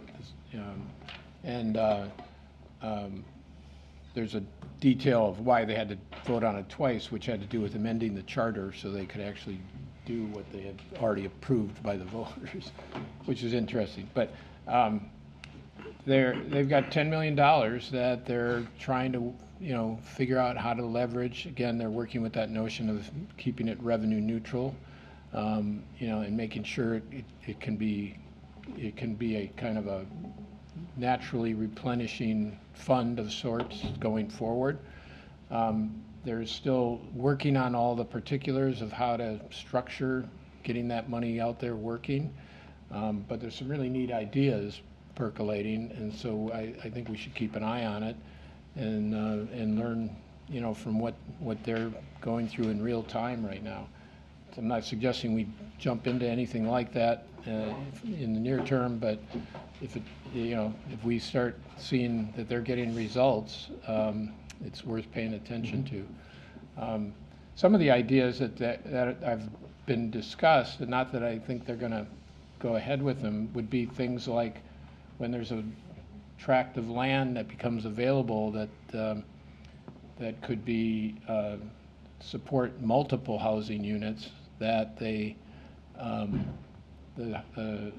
perhaps they could purchase the land and then lease it back, give like a 99-year lease kind of deal on it, with restrictions on what can be built there, and of course, on a big parcel of land, they could pop in 10, 20, units freestanding, or do some higher density kind of housing. So it's interesting because it takes the cost of the land acquisition out of the building cost, because they can lease it back at very low, if not zero interest rate or zero cost to the homeowner.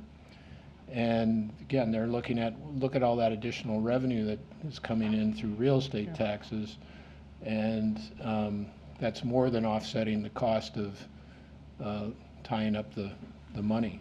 There's something else to be said for that, though, John. Yeah. A lot of what we're discussing today sounds to me reactive, yep, rather than proactive. Yep. And at the bottom here, when we talk about land acquisition, yep, that's proactive.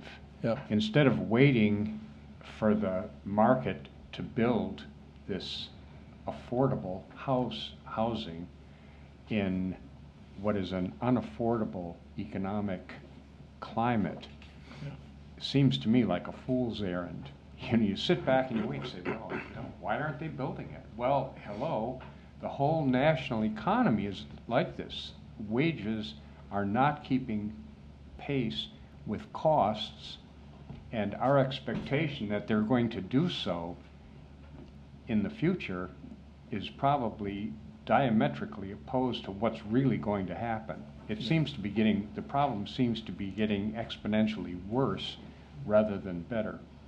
So when you talk about the town somehow, and I'm not sure what kind of process or structure you have to even allow this to happen, you know, but like a $10 million bond for land acquisition, and whether they lease it back or whether they sell it for a particular purpose, but then they don't sit back and just wait for developers to find the land.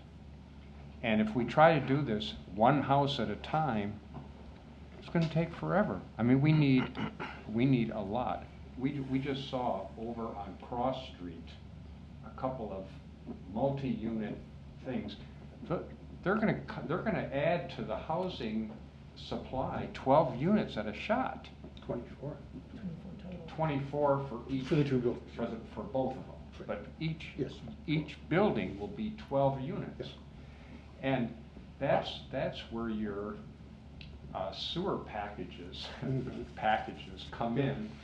As the technology increases, extending the infrastructure is horribly expensive. I just got my sewer bill. $79 of my sewer bill was for debt service, right? For a And quarter, for 3 months. Yeah, I understand that, but it's a significant portion of the sewer cost, and to extend it requires enormous capital outflow. Oh, yes. Okay? Well, I think the Long-term appeal of debt. Cross Street is the sewer is there. Yeah. That's They had up to already the high run school, the they sewer already runs run up to the high line school, the main sewer. Right.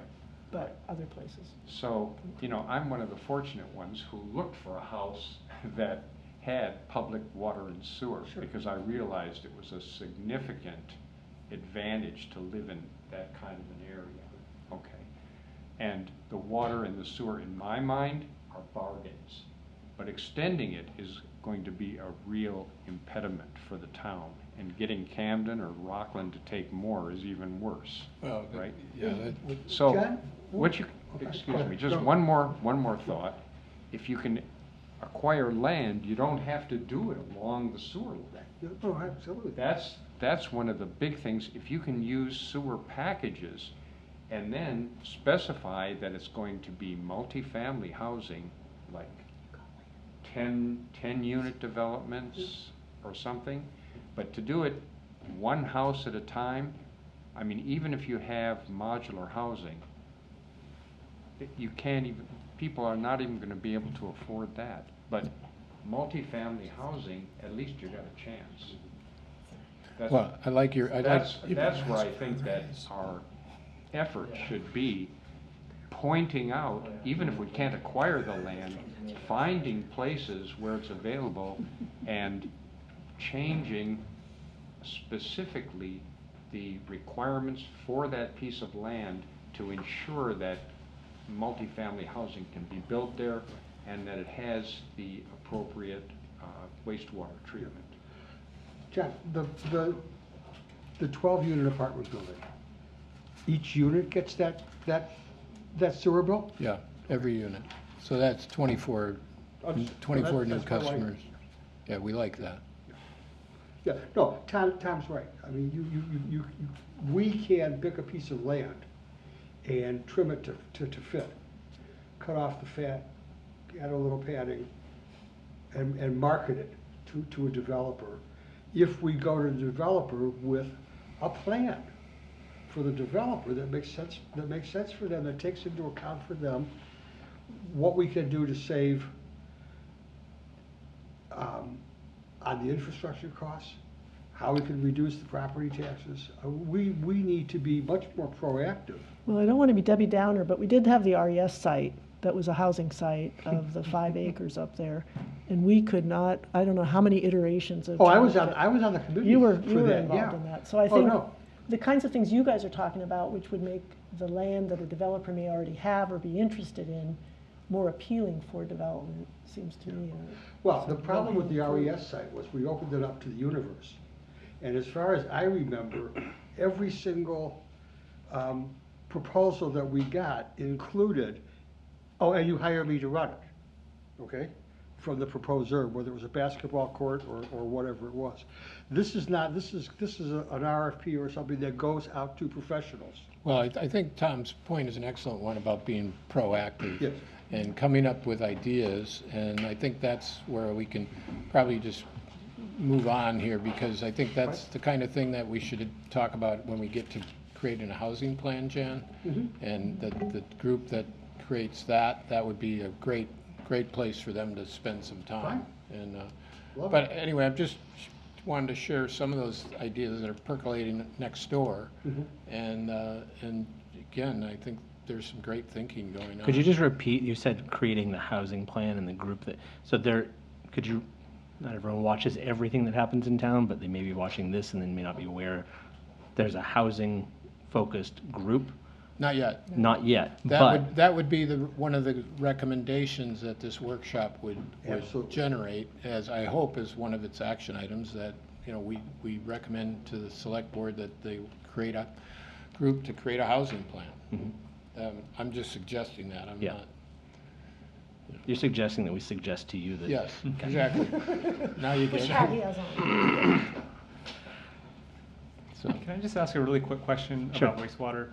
Has your planning board ever approved one of these Fuji Clean package plants?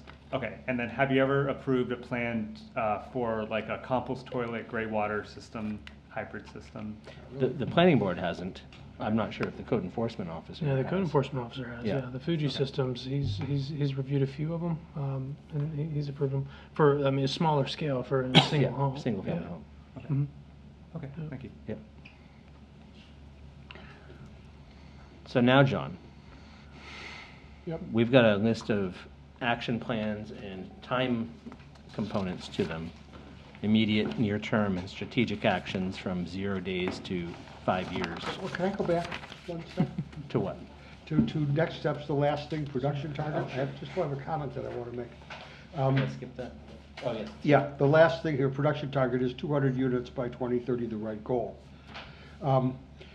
What I've been writing myself a note here is that according to MCOG's analysis of the number of units that are necessary or are desired by people that are below 80% of the AMI, it comes to about 40% of the units, no matter which end of the estimate you do. And so I'm thinking here, should the goal really be a Rockport goal, or should this be an MCOG area goal, where we look at all the communities, all the analysis, all the housing that's needed within a reasonable working commute, and figure out how many houses for what kinds of people do we need in the 3-county area? Well, and start working. And I went to the annual meeting, first time I've gone to a first annual meeting of MCOG, and was knocked out by the quality of people that they have, by the people that I had conversations with. And I don't think we're getting enough usage out of them. And I think that we really need to look at, Rockport can't solve this problem, but the 60 or so communities within MCOG may be able to put a better dent in it, because there are going to be places where lower cost housing is easier to build, easier to attract people, or higher cost housing. I'm not suggesting that we think of Rockport as having to do everything and become the model DEI town, but simply that we need to start thinking regionally, both for wastewater, for housing, for education, for transport, for all the things that we do that affect all of our neighbors, and try and get better conversations going with those housing groups, those people in those communities. Well, and try to come up with a larger scale thing. I have a couple of thoughts on that, Jen. I don't disagree generally with what you're saying about it. It's a more than just a Rockport problem. I've kind of taken the reverse approach to what you're saying, because whenever we were in these conversations with MCOG or the state or any kind of housing workshop, we get these big numbers, and, you know, my personal reaction to it was that's too big of a number. I don't know how, 1,800 units. How am I going to do that? Can you just break it down to our piece of it? And then I'm also looking at what the impact of this housing problem is long-term, not even long-term, 10 years, 5-10 years for Rockport. And, there's a slippery slope that we're heading towards in terms of aging population. I mean, we have a very strong short-term interest in doing something about the housing supply in Rockport. So we could wait and try and do something, more global, but, I think that's a lot of time, and I don't think we have. I'm more impatient, I guess. And at the same time, I think it's in our best interest as a town to be proactive and get out and be aggressive in making this a place where it's easy to build, because I think it's to our advantage from a branding standpoint, from a cost standpoint, from getting kids into the schools. We've got we've got so many reasons to be, hyper focused on this on our own, that trying to cajole all the other towns in 3 counties, I mean, I don't know, that's sort of why we have Josh and Valley in the room. The school component, the tax-based component, really only work here. There are some things that only we see the benefit of. If say, Washington Town was to develop 1,000 units of housing, satisfy MCOG's goals all by themselves, that really wouldn't affect us, other than we'd have access to labor that live nearby. Yes. But we wouldn't get our school numbers going up, we wouldn't get our tax base being spread. Well, yes. But I do think that if we go to our voters and say, oh, by the way, 40% of the housing that we intend to build in the next 10 years will be for people who earn less than $60,000 a year, I think ears will perk up and we will be run out of town on a rail. I don't think you can clear that. I don't think that we aren't at that point yet, that Jen. we can possibly solve all of the problem that is being faced simply in Rockport alone. However, I will take your point that there are things that are Rockport-centric that need to be worked on here and need to be thought of here. I'm just trying to figure out how that we don't let go of the fact that sometimes we may help a problem by regionalizing it, even if the region is only Rockland to Camden. Well, I'd like to back up, Jan, with that, and I think both can happen, right? Right. The impatient version, which is we need these things and we need to work forward, but through each step, so if there's a housing committee set up, part of the task of the housing committee should be to be in connection with MCOG so that there's a larger picture happening. Because I agree, for example, if we're talking about workforce housing, where are workers if we create the units here, they're gonna be driving somewhere else to work, right? Because there's some jobs in Rockport, but there's not a lot, right? Whereas if we were to somehow work in a way that was supportive of Rockland building more housing, where there's maybe walkable jobs, or whatever the So it sounds to me, Right. not to be obnoxious about this, but I've lived in Rockland and Camden for a very long time. This sounds like, let's have the poor people go to Rockland, and let's make our town wealthy and wrapped in That's not what I'm saying amber in once any way. again. Right. I'm not saying that No, in any way whatsoever. No, right? neither am I. I'm talking about it in terms of the viable, bigger picture. Does it? Right. Am I wrong? From this side, it definitely sounds. It definitely sounds like So- that. Sorry. Well, thanks for interrupting me and putting words in my mouth, but that's not what I'm saying. All right, Carter, I don't want to cut you off, No, because I think you're I'm making excellent points too, and everybody is, but we've got 5 minutes left. And I think what we've just surfaced in that particular case is a great issue for what hopefully will become a housing plan task force to wrestle with. So, do you want to go to any more of your action plan, Jeff? Well, I think the ones we should focus on are the immediate All right. action items. So,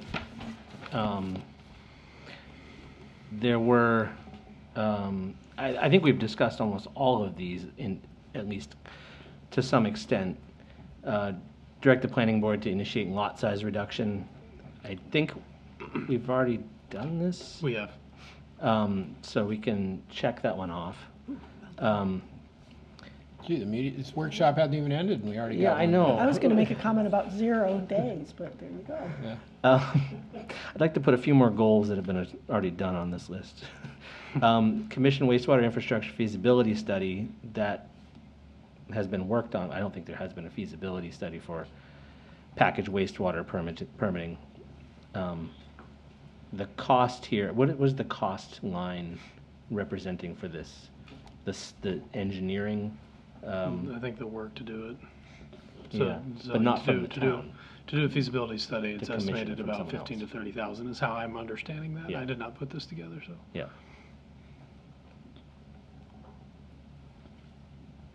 Well, the notion would be you need to hire somebody who's specialized and Right. that's not gonna be free. Right. Or you need to find somebody that, they're not gonna be free. Okay. Jan, having looked at these packaged wastewater things, you said you really need to like jump in with an engineer or somebody from Well, one of these. There are half a dozen companies. companies that work in the state. You gotta go sit down with somebody. Yeah. You just have to make the appointment and. I would assume that first step doesn't cost anything. That step doesn't cost anything, but, and maybe that step tells us what the feasibility study is gonna cost. Right, right. They will know the answers. Okay. I3 is request MCOG assistance identifying CDBG application cycle, preparing a qualifying project submission. So that goes to your office, I believe. Mhm. And then the action is coming from the select board to direct you to do that? Yeah, I don't really know the select board item Yeah, on that. but- It's more of a, so like with CDBGs, you need to have a partner with it. So it's, again, finding someone that wants to do it and then going through that process. And it's Okay. a lot of paperwork. Have you had any discussions with folks on that yet? No. The CDBGs that I looked at in the past, we didn't qualify for. Okay. So we'll see. But having MCOG help with that would be good. They've got a lot of experience with CDBGs. So if they have, and that's a regional source, so they might know of someone that might be interested in coming to Rockport. So, you know, they're aware of our interest with housing. So it might not be a bad conversation starter to have with them again. Yep. Yeah, for those who might not know, CDBG, Community Development Block Grant. block grant, yep. Yeah. I thought that was a rock and roll place. What's that? CBGB. I was looking forward to that. I don't remember. So, all right, keep going. Okay, I4 is to establish a housing production working group with the planning board, select board, code enforcement, and 2 to 3 community members to coordinate and track all housing initiatives. So that's the one that, John, you mentioned that the planning board could recommend to the select board that we establish. So But what that's do we- not what do the we mean by- housing, the one who's gonna develop the housing plan, or is that the same group? Could be. What do we mean by Could be track? the same. I'm not trying to create layers of committees here. Yeah. Yeah. So I would say whoever that, The way I see it is Track a the place to- initiatives we've created, I Like guess. collate, like just sort of Collate, fi- right. figure out how to housing see them all in one initiatives, place. okay, Initiatives, okay. Not housing, This is really almost a planning track office housing. Gotcha, Yeah. function. gotcha, yeah. Yeah. It's just staff. Like I already run That, reports. we don't need that. Okay, so we can look at that as the planning board. I5 is track all 5 pipeline developments, create public housing production dashboard showing units permitted, under construction, and completed versus 200 unit versus 2030 target. Is this something we have kind of right now? Yep, right now, so GovPilot is our permitting software that we kind of keep track of everything in. Trying to get a dashboard set up to where we can do that very So you thing. really just need a parameter that Yep. identifies it as housing unit. Mm-hmm, To me, that's a natural part of I4. A production group would have to have this kind of tracking software. That's gonna happen. Yeah. At least interface with it. So. I would say that's not on top of any software we have, that's with the software Yeah, we that's currently with the have. software we So currently that 2 to 5K is really like, we already We own already have something it. that can do it. we already have it. So it's really just staff time. Yeah, and I Um, guess I-4, I think what I was hearing John say perhaps is that it's, the whole notion of this big working group isn't what's necessary to track housing initiatives. They could be perhaps put to use in developing a housing plan. Yeah, but, you know, they're gonna need the data to do the plan. Sure, I'm just So- saying if we, I guess I'm not sure, if you're not gonna come to the select board and say, we want a committee of 7 people to track housing initiatives, you're gonna have a broader description of what you want Yes. that group to do. Yeah, yeah. Okay, item I6, the last immediate one, which is initiate conversations with 2 to 3 local architects about pre-approved house plans program, establish terms and identify 2 to 4 plan types most needed, 1-bedroom senior, 2-bedroom family, duplex, and 4-unit. You could link that with the pattern book. Mhm. Yeah, it sounds like we've got even money available. Yeah, to- and go get some grant money. So, Yeah, and there are, I don't know how many, but there are several in the state, sort of general contractor, designer coalitions that are building shop-built homes that would go to what Richard was saying, was like you could do this as a factory-built home, not necessarily a stick-built home in all cases, but it could be choice of both, perhaps. Okay. So, I'm just worried about running over here, Jeff, and I Yeah, want to we're at respect 5. everybody's time. Yep. We've gotten through the immediate ones, but quickly, is there anything in any of the near-term action plan or otherwise that anyone feels needs to be a top priority, moved up? Anything that jumped I wondered out? about the park, I mean, in terms of whether you're gonna try to capture things for the November ballot. I guess the parking one would Yeah. potentially be something that could be that's something we're included. going to talk about later tonight. Yeah, that's on the I think I'd rather see planning that board. called 0 to 12 months. Okay, There's no reason some of those things are, it's not like we have to We wait don't have to 3 wait months 3 before months. we start. Right. And the other one is the ADU. We already have an ADU like guidebook, so I get the N6. We do? Yeah. Oh, yeah. Yeah, and I'd love Yeah. to see more outreach to our residents, because again, that helps on the Yeah. tax side of things as well, if they can generate some revenue from their property. Like to help them with that.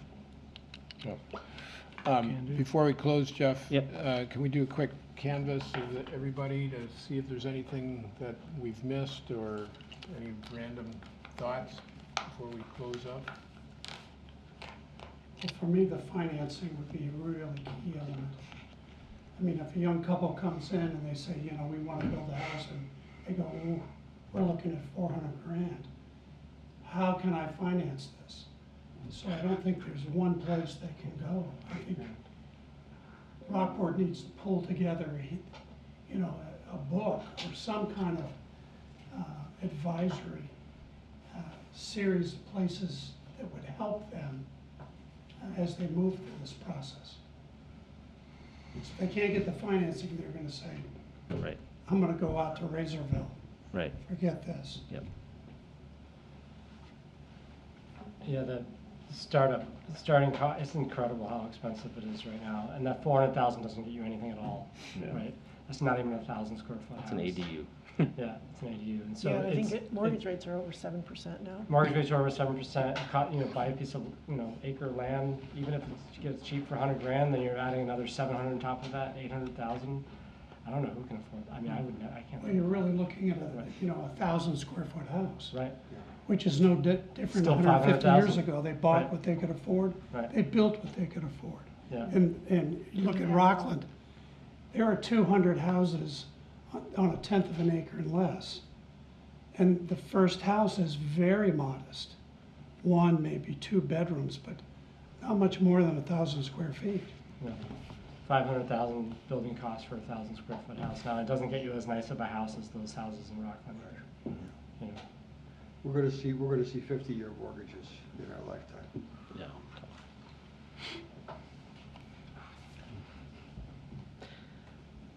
Anyone else in the room to, yes, Can go somebody ahead. reach out to Brattleboro to obtain plagiarism rights?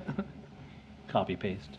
So, an interesting thing about Vermont too is that they do have a very strong, like, regional level. They do work at this too, so that Brattleboro organization is supported by a regional institute. I'm forgetting the name of. John and I had emailed about it a while ago, where a lot of work of the development, there's like a regional trust that handles a lot of the sort of larger scale work that then the smaller communities can then access that help kind of thing.